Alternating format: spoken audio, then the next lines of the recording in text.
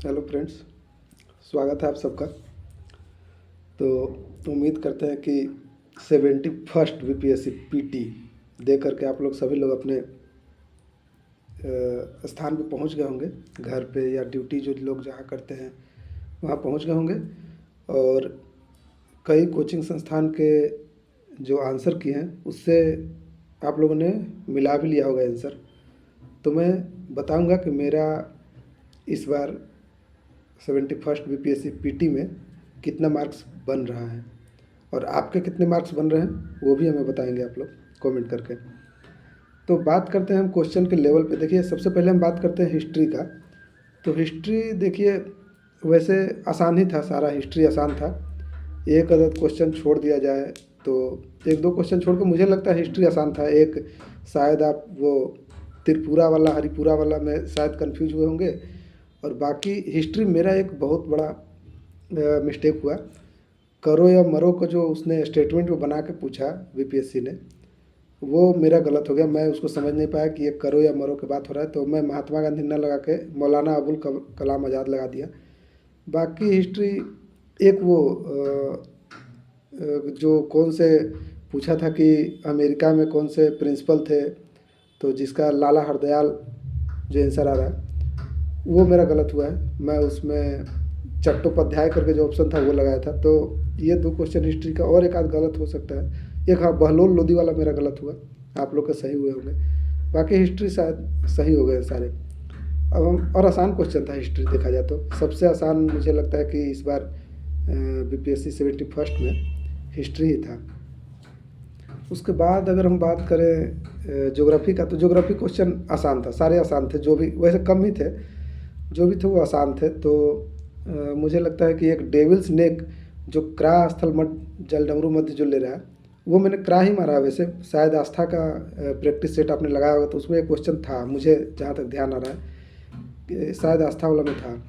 तो ये एक ज्योग्राफी, और बाकी वैसे ज्योग्राफी सब सही था, आसान था, सारे सही है। अब बात करते हैं पॉलिटी का।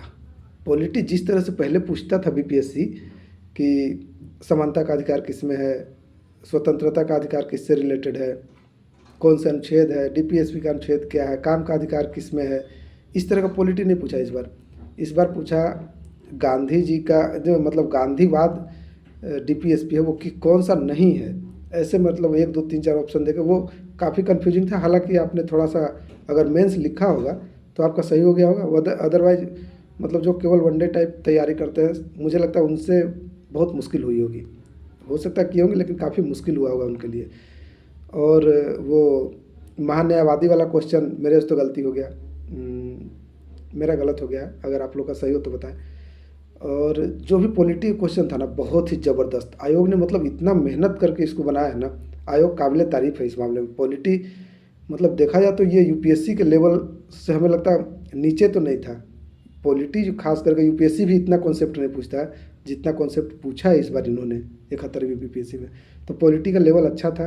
तीन चार क्वेश्चन मेरे गलत हुए हैं। और हाँ, पॉलिटी का इस बार नंबर ऑफ़ क्वेश्चन भी बढ़ा है। तो पॉलिटी बीपीएससी को इसके लिए मतलब काफ़ी काबिल तारीफ़ है, इसके लिए धन्यवाद देना होगा। पॉलिटी जिस तरीके से उन्होंने पूछा, ये बताया कि पॉलिटी आपको गहराई से पढ़ना होगा। अब वो लूसेंट और स्पीडी पढ़ के या किसी कोचिंग का मैराथन करके आप इसको पॉलिटी को नहीं सोल्व कर पाएंगे। मेंस तो छोड़िए, पीटी का क्वेश्चन सोल्व करना मुश्किल हो गया पॉलिटी में। तो पॉलिटी क्वेश्चन बहुत बहुत अच्छे थे। दो तीन क्वेश्चन मेरे गलत हुए। मेरा वैसे मैं बता दूं कि पॉलिटी काफ़ी फेवरेट क्वेश्चन, मतलब एक तरह से मान सकते हैं आप। मेरा पॉलिटी गलत होता नहीं था ज़्यादातर, लेकिन जिस तरीके से इन्होंने गलत कराया, मानना पड़ेगा भाई साहब बीपीएससी को। उसके बाद बात करें करंट अफेयर का, तो देखिए करंट अफेयर वैसे डायरेक्ट तो करंट अफेयर कम ही थे। जो आप स्पीडी वगैरह में पढ़ते होंगे या न्यूज़ वगैरह डेली सुनते होंगे, उसमें तो डायरेक्ट क्वेश्चन कम ही थे। एक वो एशिया का नोबल जो कहा जाता है, जो भी मुझे ध्यान नहीं आ रहा, उससे क्वेश्चन था। तो वो अगर आप पढ़े होंगे तो तीनों ऑल ऑफ द एबव मारे होंगे। मैं तो एक उसमें गलत कर दिया, मैं बी ऑप्शन मारा था, मेरा गलत हो गया है। बाकी हार्ट लैम्प वाला सही है। मतलब जो डायरेक्ट था वो तो ठीक है, लेकिन जिस तरीके का इन्होंने ट्रेंड बनाया ना भाई साहब करंट का, जो डाटा पूछा बीच में घुस घुस के, वो मेंस का स्टूडेंट ही कर सकता था। पीटी के स्टूडेंट जो है केवल वनडे का एग्ज़ाम देते हैं, मुझे लगता है कि उनको बहुत ज़्यादा तकलीफ़ हुआ होगा इनसे। जैसे मैं बताता हूँ, अगर मेंस आपने लिखा है तो एक पूछा था कि एमएसएमई का जीवीए में क्या योगदान है, कितना परसेंटेज। तो हम लोग 17वीं का मेंस लिख रहे थे, उससे में हम लोग लिखते थे कि निर्यात में एमएसएमई का 45%, रोजगार में लगभग 60% से ज़्यादा, और जीडीपी में 30%। तो हम लोग को ये याद था कि जीडीपी में 30% होता था, और 30% एक ही ऑप्शन में था तो वो छट रहा था, 30% वन में मार दिया। और अगर आपने मेंस लिखा है या मेंस का तैयारी किया है तो ये ट्रेंड भी आपको पता होगा कि शहरी महिलाओं के मुकाबले ग्रामीण महिलाओं में रोजगार दर बढ़ रहा है धीरे धीरे। तो ये भी एक क्वेश्चन था, वो भी ऑप्शन से मतलब छट रहा था बिल्कुल आसानी से। अगर आपने मेंस का तैयारी किया तो ये क्वेश्चन आपके लिए आसान हुआ होगा। और एक क्वेश्चन था कि बिहार के महिलाओं के बारे में क्या सही है। तो अगर आप मेंस का तैयारी कर रहे होंगे या कहीं भी कोई आर्टिकल वगैरह पढ़ते होंगे तो उसमें ये साफ साफ मतलब वो ऑप्शन चिल्ला चिल्ला के बोल रहा था कि भाई साहब मैं हूँ इसका आंसर, क्योंकि उसमें दिया हुआ था कि अनऑर्गेनाइज सेक्टर में महिलाओं का योगदान ज़्यादा है और वो सेल्फ एम्प्लॉयड हैं। तो ये वाला ऑप्शन जो है मुझे लगता है बहुत ही आसान था। ये 3-4 क्वेश्चन जो आपको लग रहा हो कि काफ़ी टफ है, खास करके वनडे एग्ज़ाम जो तैयारी करते हैं, तो ये क्वेश्चन आसान था मुझे लगता है। बाकी जो अगर आप मेंस का तैयारी करते हैं तो और भी स्टेटमेंट वाले कुछ क्वेश्चन आसान थे। मतलब एक वो था बिहार से रिलेटेड कि 2041 तक युवा जो है मतलब वर्किंग एज पॉपुलेशन जो है वो चरम पे होगा और 2041 के बाद से घटना शुरू हो जाएगा। और ये दोनों अगर आपको नहीं भी पता है और आपको अगर ये पता हो कि नेशनल फैमिली हेल्थ सर्वे के अनुसार बिहार का फर्टिलिटी रेट 3 है, जो कि भारत में सबसे ज़्यादा है। भारत का 1.9 है या 2 के आसपास है और बिहार का 3 है। तो इससे स्पष्ट है कि भारत का सबसे ज़्यादा तो बूढ़ी आबादी होने वाला नहीं है बिहार, खास करके क्योंकि इसका फर्टिलिटी रेट 3 है। तो ये ऑप्शन छट रहा था, तो जैसे ही उसको आप छाटते तो ऑप्शन निकल के आ जाता। तो देखिए क्वेश्चन जो है, जो स्टेटमेंट वाले क्वेश्चन थे खास करके, वो मुझे लगता है कि मेंस का जिन्होंने तैयारी किया है उनके लिए आसान था, और जो केवल वनडे का तैयारी करते हैं उनके लिए मुश्किल था। बिल्कुल साफ साफ मैं कहना चाहूँगा। इकोनॉमिक्स हो गया, और वो एक खास करके वो जो क्वेश्चन था COP29 में जो अजरबैजान में हुआ था, उसमें कितना वित्त जो डेवलप्ड कंट्री है वो कितने बिलियन डॉलर मदद करेंगे डेवलपिंग कंट्री को या अल्प विकसित देशों को, पिछड़े हुए देश को।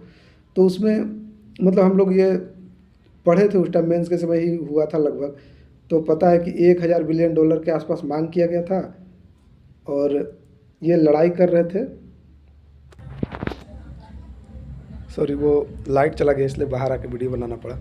तो वो मांग कर रहे थे लगभग 1000 बिलियन डॉलर का, लेकिन मतलब उसमें लड़ाई चलते चलते मतलब वो क्या हुआ था कि 300 बिलियन डॉलर पे आकर रुका था। तो ये क्वेश्चन भी जो मेंस का तैयारी कर रहे थे उनको पता था कि 300 बिलियन डॉलर पे बात बना है, और ये उस समय काफ़ी चर्चा का मुद्दा बना था।